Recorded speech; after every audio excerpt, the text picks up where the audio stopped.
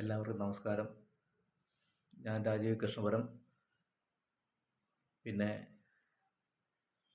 ഇന്ന് കർക്കിടക മാസം 1-ാം തീയതിയാണെന്നുള്ളൊരു കാര്യം എല്ലാവർക്കും അറിയാവുന്ന കാര്യങ്ങളാണ്.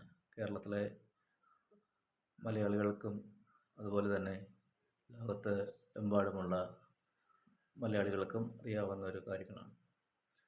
രാമായണ മാസത്തിൻ്റെ ആരംഭം കൂടിയാണിന്ന്. വ്രതശുദ്ധിയുള്ള ഒരു മാസം കൂടിയാണ്. ദൈവസാന്നിധ്യം ഭൂമിയിൽ കുറയുന്ന മാസം കൂടിയാണ് കർക്കിടക പഞ്ഞം എന്നും കൂടെ പറയും. അതുപോലെ തന്നെ ഈ മാസത്തിൽ നമ്മൾ മത്സ്യമാംസാദികൾ എല്ലാം ഉപേക്ഷിച്ച് നമ്മൾ ഭഗവാനെ ഭജിച്ചാൽ നമ്മുടെ വീടുകളിൽ അതിൻ്റേതായ ഐശ്വര്യങ്ങളും വന്നു ചേരും. ഭഗവാനെ ഭജിക്കേണ്ട ഒരു മാസം തന്നെയാണിത്. മറ്റെല്ലാ മാസം പോലെയല്ല ഇത് കർക്കിടക മാസം എന്ന് പറയുന്നത്. ഈ കഷ്ടപ്പാടുകളെന്ന് പറയുന്നത് ദൈവങ്ങൾക്കുമുണ്ട്. അങ്ങനെ ഒരു മാസക്കാലം കൂടെയാണിത്. അതുകൊണ്ടാണ് ഈ ഭൂമിയിൽ ഈ ദൈവസാന്നിധ്യം കുറയുന്നത് ഒരു മാസം കൂടെയാണ്.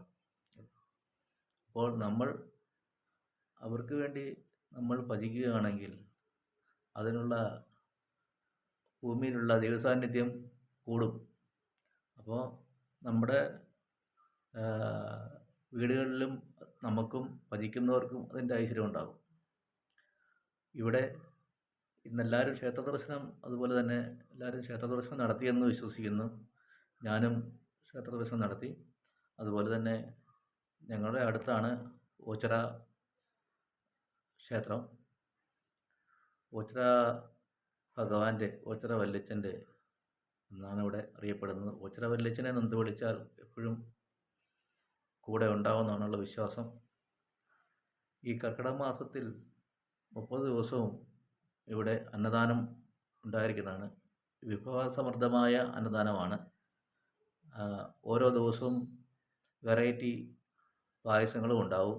നമ്മുടെ അടവ് പ്രധാൻ കടലപ്പായസം, അങ്ങനെ ഓരോന്നും മാറി പാൽപ്പായസം, അങ്ങനെ ഓരോന്നും മാറി മാറിയുള്ള പായസങ്ങളും വെറൈറ്റി ഉൾപ്പെടുത്തും. ഇതെല്ലാ വർഷവും ഉള്ളതാണ്. പിന്നെ അന്നദാനം ദിവസവും നിത്യ അന്നദാനം ദിവസവും ഉണ്ട്. ഇത് കർക്കിടക മാസം 30 ദിവസവും ഈ സ്പെഷ്യലായിട്ടുള്ള അന്നദാനം ഉണ്ടായിരിക്കുന്നതാണ്. കർക്കിടക